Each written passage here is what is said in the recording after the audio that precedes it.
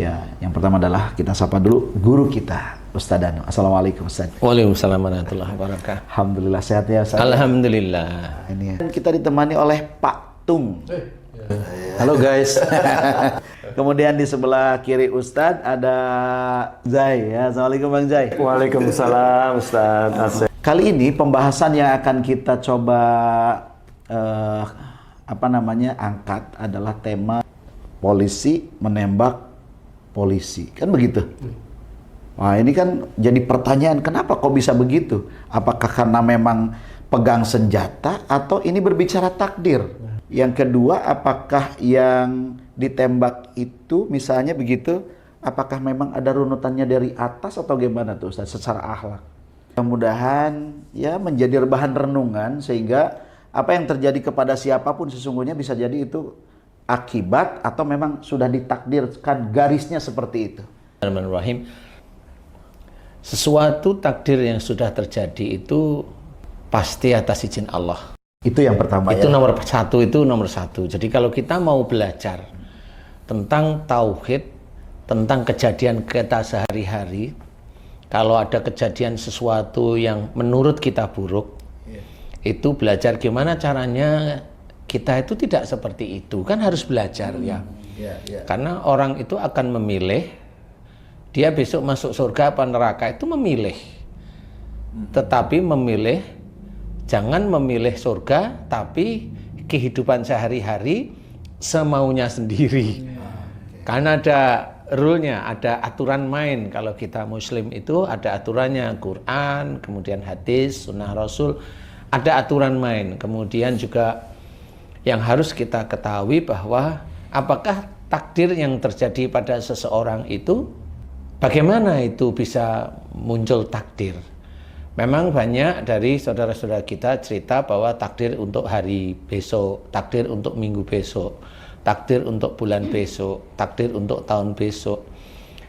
Ini sebenarnya takdir itu ada yang bisa berubah karena orang itu berubah dari sesuatu yang tidak baik menjadi baik. Atau takdir itu bisa berubah dari yang dia baik menjadi tidak baik. Itu akan tetap berubah sama. Berseberangan ya. Berseberangan. Jadi takdir itu sebenarnya yang mengendalikan adalah manusia itu sendiri, mengendalikan, tetapi dia keluar nggak dari garis Allah. Itu kuncinya. Jadi ini kita harus mengambil salah satu poin dari ayat Quran yang sebenarnya itu bisa menjadi takdir, gambaran takdir. Contoh, wa ma asabakum min musibatin fa bima kasabat aydikum. Salah satunya ya ayatnya, apa saja musibah yang kau terima itu disebabkan dari buah tanganmu sendiri. Jadi kalau kita cerita tentang musibah saat ini, berarti pasti dulu kita itu melakukan sesuatu yang tidak baik. Kalau bahasa ininya karma atau gimana tuh? Kalau karma itu kan bukan bahasa kita sebenarnya. Tapi itulah cara Allah mengingatkan. Jadi kalimat dalam Quran itu sudah menjadikan itu takdir yang nanti orang itu akan mengalami. Jadi sudah diceritakan. Kalau itu bilang ramalan, enggak. Tapi bisa kok ditulis atau disusun. Kalau dia melakukan hal itu terus-menerus dan dia tidak tobat, dia pasti akan mendapatkan musibah jenisnya ini. Bagi korban, siapapun korban, entah dia, entah orang lain, siapapun itu seperti itu. Tapi bagi pelaku? Bagi pelaku bisa aja beda. Kalau umpamanya pelakunya itu umpamanya nembak umpamanya. Kan gitu ya. Nah, pelaku nembak ini banyak sesuatu yang dia kerjakan. Siapapun, nggak cuma nembak, siapapun orang, itu yang nanti akan ketahuan takdir ini menjadi besar, itu biasanya orang ini, entah yang nembak kek, entah yang fitnah kek dan sebagainya ini, biasanya dulu dia melakukan hal-hal yang wujudnya menekan orang lain, memaksa orang lain, menjadikan malu orang lain itu tersebar dan sebagainya. Dan umpamanya seorang itu tidak pernah terpegang, untouchable lah istilahnya, yang tidak pernah tersentuh ceritanya. Nah, di sini juga itu menjadi gambaran bahwa orang ini mulai sekarang masuk wa ma asabakum min musibatin fa bima kasabat aydikum. Masuk dia di situ. Akhirnya ketahuan. Kalau menembaknya umpamanya atau melakukan sesuatu yang memang tidak kita anggap itu keterlaluan atau keras atau keji atau apalah ya. Kalau orang biasa mau melakukan suatu penghilangan nyawa orang lain itu kan mikir ya. Apalagi orang yang cukup dipandang oleh orang lain itu mikir sebenarnya. Siapapun orang itu mikir. Nah, kenapa itu mudah? Nah, bisa aja umpamanya mudahnya, mohon maaf nih, umpamanya mudahnya nembak, bisa aja memang dia itu mudah sekali untuk melepaskan ini dari menggunakan itu tuh mudah sekali dan tanpa mikir panjang umpamanya. Umpamanya kalau Ustadz Asep latihan menembak dengan pistol atau dengan senapan, ini latihan menembak nih. Kan ada sasaran yang dituju. Kan latihannya di sini adalah latihan untuk memang belajar megang senapan, belajar megang pistol sampai ahli menembak lah di titik-titik sasaran tertentu yang dianggap itu jago lah ya. Tetapi ini sasarannya ini kan jelas ada, tujuannya jelas ada, keinginan kita itu belajar itu hanya untuk melatih saja. Kan gitu. Nah, bagi orang-orang yang tidak terkendali biasanya melakukan penembakan itu belum tentu harus ada sasaran. Ya, belum tentu dia ada sasaran. Jadi menembakkan peluru itu enak aja, umpamanya saya bawa pistol itu ya saya enak aja, kalau nggak suka sama orang ya saya tembakin aja di dinding der umpamanya. Itu karena saya gampang sekali mengeluarkan luapan amarah atau luapan orang yang biar orang itu takut dengan saya, itu seperti itu. Pelampiasan emosi lah istilahnya. Dan itu kalau itu dilakukan terus-menerus, nah, suatu ketika pasti ada hubungannya apa yang saya perbuat dengan nembak-nembak semau saya itu dengan apa yang akan terjadi besok. Hanya di sini sudah diceritakan dan sangat kuat sekali bahwa musibah yang diterima oleh seseorang itu pasti dari buah tangannya sendiri, dan itu jelas Allah yang bicara. Jadi kita sebagai seorang muslim itu kita garis bawahi bahwa jangan sampai kita melakukan perbuatan-perbuatan dolim. Belajar untuk tidak melakukan perbuatan dolim. Apapun bentuknya. Susah, ya memang susah. Mau masuk surga itu susah. Nggak ada masuk surga itu gampang. Nah, itu harus. Nah, kenapa ini bisa terungkap? Macam-macam. Allah itu mau memberikan gambaran hikmahnya itu macam-macam. Ini terungkap dan ini umpamanya di kepolisian. Allah itu mau menceritakan bahwa di korps kepolisian ini ada sesuatu yang tidak disukai oleh polisi-polisi yang lain. Kenapa seperti itu? Sama. Jadi ini korps kan ada beberapa yang memang bisa menjadi rusaknya korps kepolisian nih. Itu sama seperti turunnya virus COVID. Turunnya virus COVID orang itu bingung semua. Akhirnya hikmahnya yaitu orang-orang pandai itu yang diizinkan oleh Allah Ta'ala itu membuat antivirusnya, Vaksin ya. vaksinnya. Nah, saat ini dengan kondisi yang seperti itu, akhirnya teman-teman dari polisi membuat antinya. Bagaimana mengembalikan nama baik kepolisian. Antinya itu seperti itu biar kepolisian itu, nah ini juga diselamatkan oleh Allah Ta'ala. Tetap kejadian ini adalah kepolisian itu diselamatkan oleh Allah Ta'ala. Kalau enggak, ini nanti bisa rusak semua. Yang lain. Sehingga munculnya ini teman-teman polisi itu bebenah ceritanya. Jadi hikmahnya insya Allah di situ. Insya Allah ya. Maaf Ustadz, kalau kejadian itu terjadinya di rumah gitu ya Pak Ustadz ya, itu menggambarkan apa yang bisa kita petik dari sesuatu yang terjadi itu. Kan bisa aja nih, mohon maaf nih maksudnya, kan bisa aja dia tembak di luar misalnya gitu Pak Ustadz, nggak di rumah gitu. Ya, kalau kamu tuh bilang tembak di luar, nah kalau saya jangan kita berbicara seperti itu. Itu berarti kita mengajari orang lain untuk melakukan kedoliman. Oh maaf Ustadz. Nggak apa-apa. Ini kan sebenarnya harus kita ketahui sehingga kita itu cara berpikir kita selalu baik. Jangan selalu buruk gitu ceritanya. Ya ini untuk siapapun. Saya tidak bilang kamu salah, tetapi ini kan hanya emosi aja. Kenapa kok ini di rumah gitu ya kan? Tapi jangan, apapun bentuknya, apalagi keluar statement itu di media, media elektronik, kalau menurut saya jangan, tetap jangan keluar seperti itu. Umpamanya kalau kamu kan YouTuber nih, ya jangan, karena itu akan mengajari orang itu melakukan seperti itu. Umpamanya Haji J, akhirnya Haji J punya pikiran, oh mau di luar, inspirasi ceritanya, itu tidak boleh ya. Nah, kalaupun umpamanya itu terjadi di rumah, barangkali memang itu salah satu yang diizinkan oleh Allah Ta'ala harus terjadi di rumah. Jadi semuanya itu karena diizinkan. Karena diizinkan. Wallahu a'lam, ini nggak tahu nih, apa karena pandainya, apa karena kurangnya, wallahu a'lam. Saya nggak tahu. Gitu ceritanya. Jadi kenapa itu dilakukan di rumah? Nggak tahu. Karena itu cara Allah mengungkap kasus itu istilahnya. Jadi kalau memang dilakukan, maaf ya tadi ya dilakukan di luar, ini kasus ini nggak akan terungkap. Ya itu kan. Nah ini kan akhirnya hikmahnya kan akhirnya teman-teman polisi ini kan akhirnya berbenah ceritanya. Diselamatkan oleh Allah Ta'ala. Dengan kejadian kasus itu ya Pak Ustadz, itu kan akhirnya banyak sekali orang-orang yang terlibat dalam kasus itu. Nah apakah orang-orang yang terlibat ini hanya semata-mata loyalitas dia, atau memang juga dia akan mendapatkan hasil dari perbuatan-perbuatan mereka gitu, atau takdir juga ya, gimana?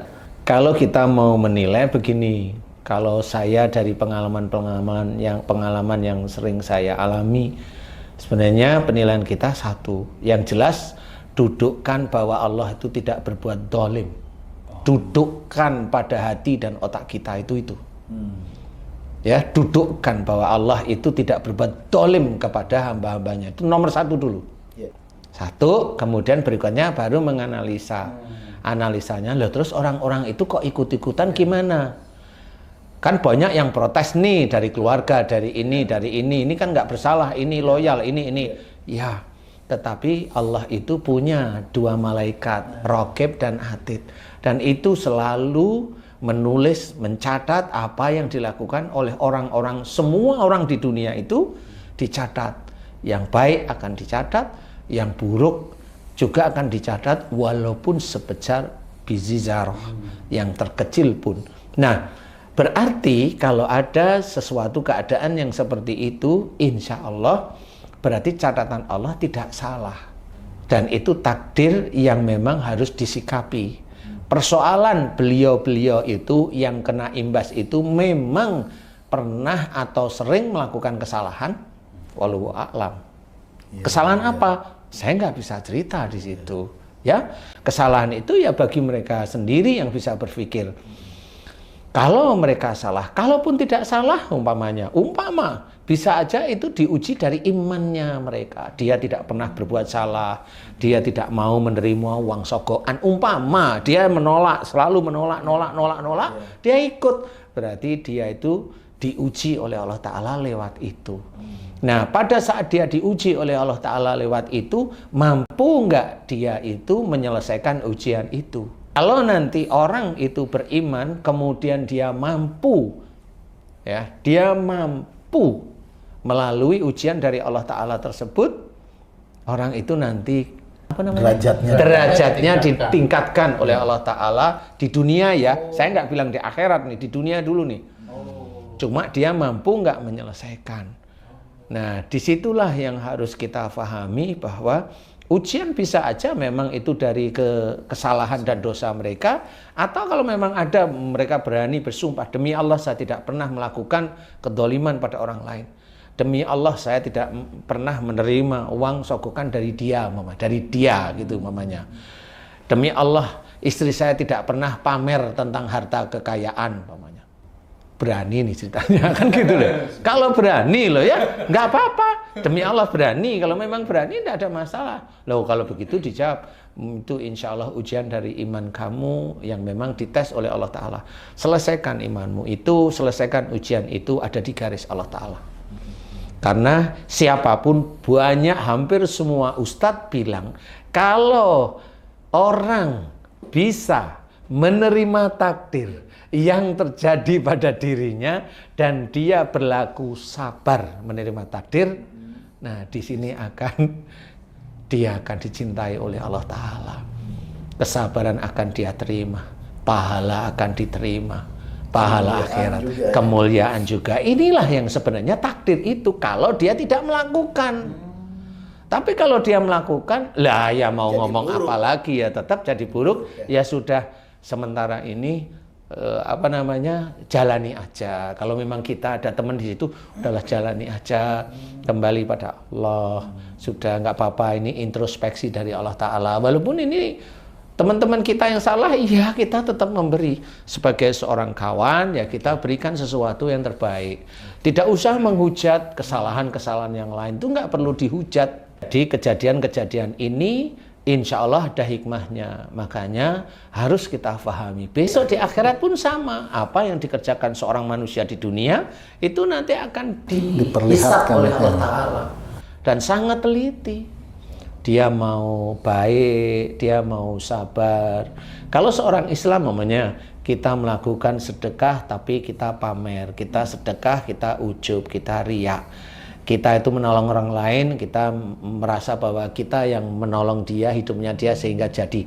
Itu kan akhirnya menjadikan rusaknya pahala kita. Itu yang Muslim, yang kita melakukan kebaikan pun bisa rusak pahala-pahala kita di titik-titik itu.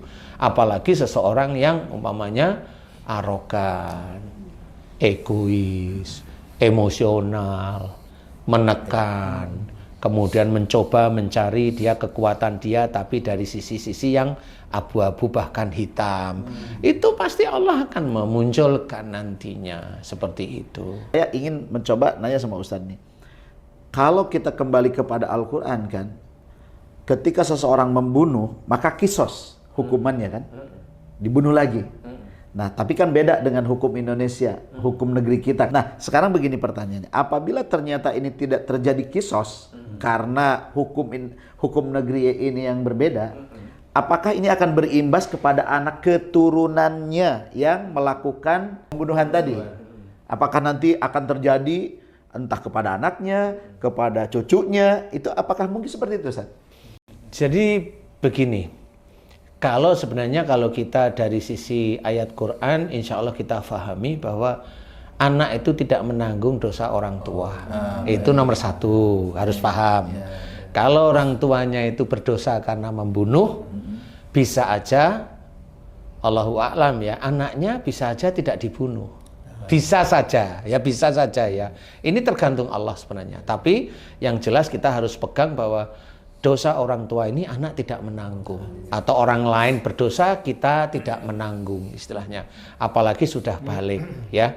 Nah, tapi bagi orang-orang yang membunuh itu menjadi kesenangan, ya kan ada orang membunuh itu menjadi kesenangan nih, itu bisa aja anaknya itu diselesaikan sama orang lain. Bisa aja karena dia seneng membunuh itu. Seneng dia, karena orang itu ada orang yang membunuh itu terpaksa, membunuh membela itu diri, untuk membela diri dan sebagainya. Profesi, nah itu keseneng. Seneng. Ya, jadi kalau dia itu seneng, itu ada sesuatu yang dicatat oleh Allah Ta'ala bahwa dia itu menghilangkan orang lain itu senang. Dan itu memang ada yang sering terjadi itu, mohon maaf ya, ada kawan yang dulu, maaf sekali, kawan yang dulu dia tetangganya itu seseorang ya atribut tertentu lah ya. Kemudian dia itu kalau bunuh orang itu kayak gampang sekali untuk bunuh aja. Seneng kayaknya, jadi seneng walaupun yang dibunuh itu sebenarnya juga orang yang umpamanya menurut negara itu melanggar gitu. Kacau lah ya. Ya, pengacau dan tapi dia senang dengan seperti itu. Nah, itu memang benar. Setelah dia seperti itu, memang keluarganya dia dan anak-anaknya, dia bunuhnya nggak cuma 1, 2, 3 orang. Ada tugas istilahnya. Jadi dia sudah kayak hobi karena memang dia merasa bahwa saya harus seperti itu, melakukan itu, dan dia senang. Jadi bukan karena melakukan karena tugas, kan beda ya. Dia melakukan karena senang, dan dia bercerita setiap saat itu Seneng, kalau cerita itu seneng, kelihatan seneng, menikmati, bangga, ya seperti itu. Memang benar, akhirnya keluarga itu satu persatu ada yang dibunuh, ada akhirnya kebakaran. Itu satu kelebihan atau penyakit orang yang seperti itu, Pak Ustadz? Ya itu Kan kok dia merasa puas dengan membunuh, sementara kalau saya nih, maaf saya pegang senjatanya udah gemeter kali itu. Ini ada orang yang membunuh senang gitu.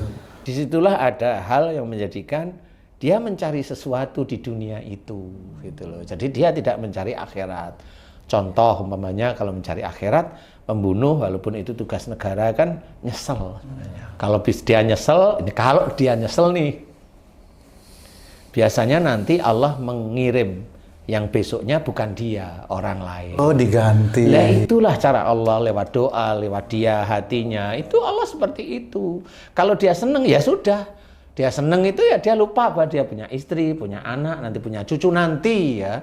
Lupa biasanya. Terjerumus akhirnya. Ya, akhirnya dia terjerumus dengan apa yang dia sukai. Sebenarnya manusia juga lemahnya di situ-situ sebenarnya. Seperti umpamanya dia sholat tapi selingkuh.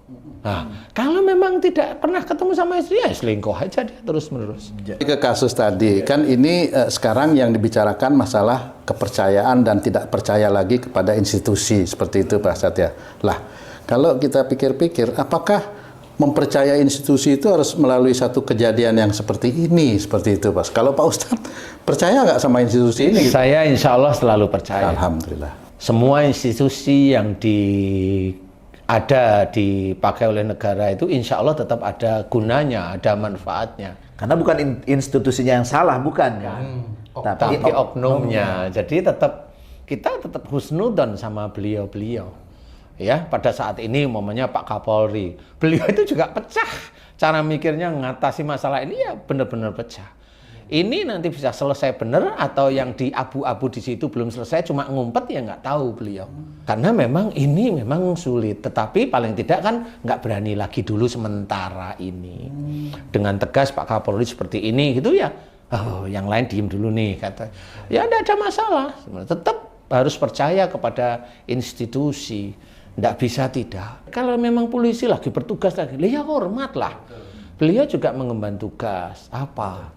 Apalagi yang dari pagi sampai siang, dari siang sampai sore, kan kasihan kena matahari. Kamu di gedung aja, lah kan kena AC, kan kasihan beliau. Apalagi yang beliau itu gajinya itu pas, nggak ada saweran dan sebagainya. Kalau umpamanya dulu kamu nggak ada nyawer sih, nyari sendiri saweran. Jangan gitu, Ustaz. Jadi kita bisa berpikir husnudon tersebut itu tetap itu baik di hadapan Allah Ta'ala. Tidak boleh kita itu berbicara ini, itu tidak boleh. Memang oknum memang beda.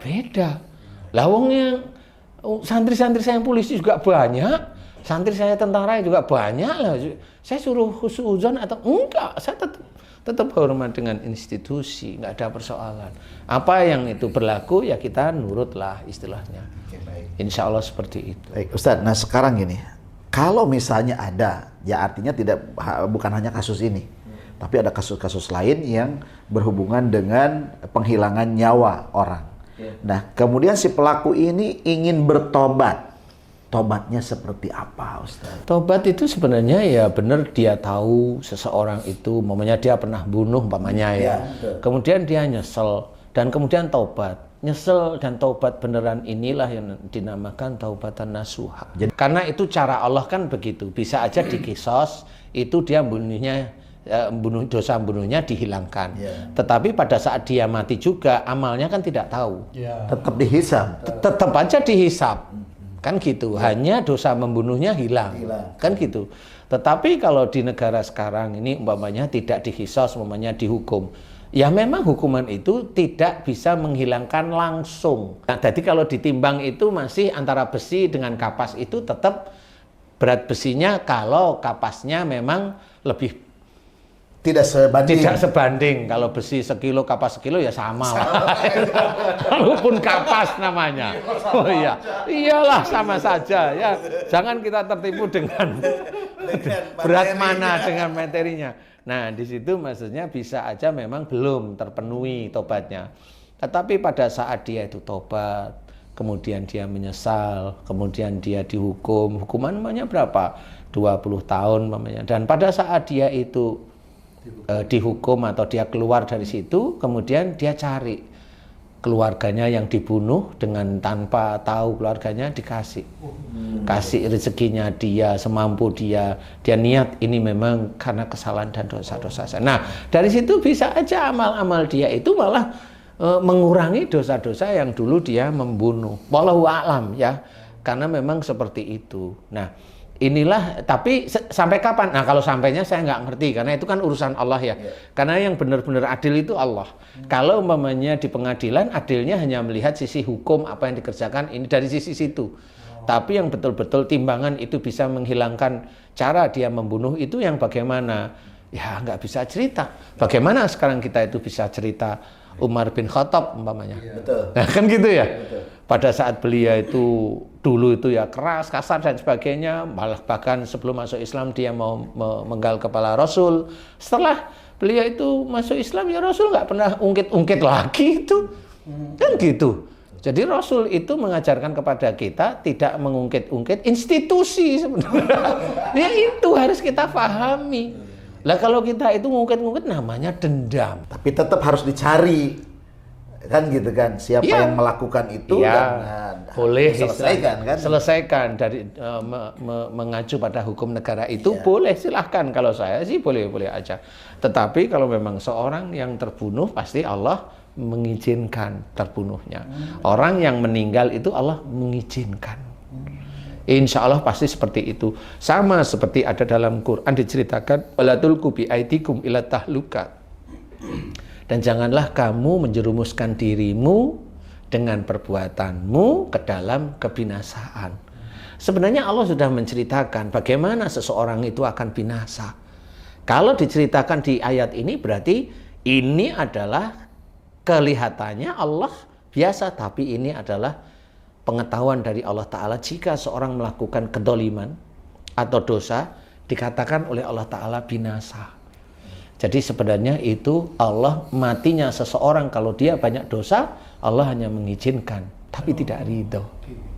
Allah hanya mengizinkan matinya apa? Ya begitu. Matinya apa? Ya begitu. Matinya apa? Ya begitu. Itu Allah hanya mengizinkan mati aja.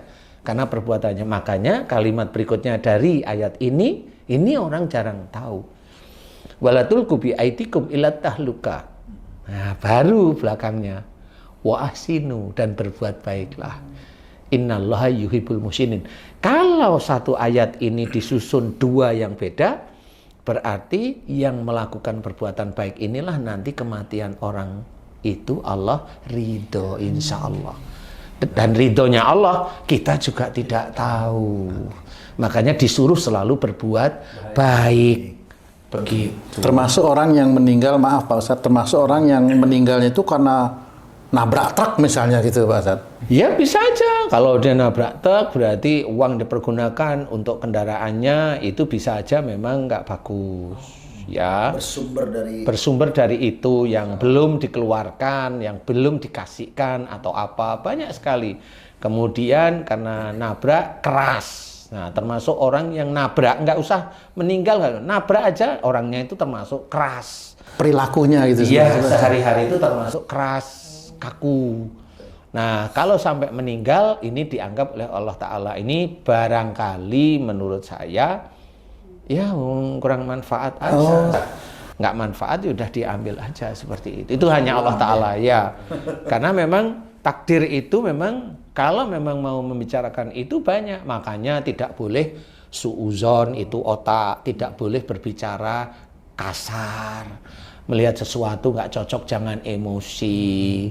Mendengar sesuatu nggak cocok jangan iri, jangan dengki, jangan marah. Jangan menekan. Jangan menekan kalau punya kepandaian. Kalau diberi kepandaian jadi apapun di situ tingkatnya level S1. S1 itu kan macam-macam ya.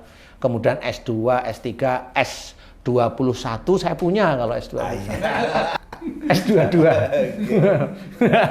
Seperti itu ya. Jangan menekan. Itu kan grade-nya kalau kita dikasih tahu, sering kita mendengar Ustadz, kalau kita berilmu kan derajatnya ditinggikan.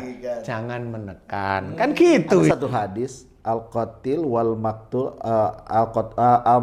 al-qatil wal maktul finnar. Jadi yang membunuh dan yang dibunuh dalam neraka. Ini bagaimana? Itu muslim. Oke. Ini. Itu muslim. Jadi begini, jadi kalau seorang muslim gontok-gontokan, pamannya Tung memfitnah saya nih. Saya tahu Tung Islam, saya tahu Islam. Saya kan berpikir, saya balas atau saya milih tidak. Kalau saya balas, Tung malu. Harga dirinya tercoreng. Ya. Pasti, namanya ya. Kalau saya tidak balas, saya mengambil aturan-aturan Allah bahwa seseorang yang sudah mengucap syahadat itu saudara. Ya. Saya ambil itu. Kemudian fitnah ini menjalar banyak. Saya biarkan. Karena bagaimanapun juga fitnah itu terjadi pasti atas izin Allah untuk menguji saya barangkali. Saya terima aja santai. Saya nggak komen tentang Tung, saya nggak komen ini, nggak komen saya. Saya hanya senyum-senyum. Bisa sih saya jawab, tapi saya nggak mau. Kenapa? Kalau saya jawab benar muncul di YouTube, muncul di medsos, saya kan berantem. Dua-duanya dosa sebenarnya. Nggak usah bunuh-bunuhan. Saya ngomong ini, kesalahanmu ini, akhirnya buka aib. Buka aib inilah sama-sama dosanya. Walaupun di mata manusia satunya benar, satunya salah. Bagi yang lain satunya benar, satunya salah. Manusia itu kan cara berpikirnya kan seperti itu. Kalau saya, ya sudah. Karena ini sudah fitnah, saya hanya ngambil. Kalau itu saudara saya bersahadat, nggak perlu saya klarifikasi, nggak perlu. Satu itu. Yang kedua adalah saya mengambil salah satu hadis bahwa jika orang itu memfitnah kita, maka dosa kita itu diberikan pada orang tersebut. Diambil dia. Diambil oleh orang itu, diberikan oleh Allah Ta'ala kepada orang yang memfitnah. Nanti jika Allah mengizinkan dosa-dosa saya selesai, amal solehnya dia diberikan pada kita. Tarik. Karena yang memfitnah jutaan, ya tinggal menuai hasilnya aja. Kan gitu sebenarnya.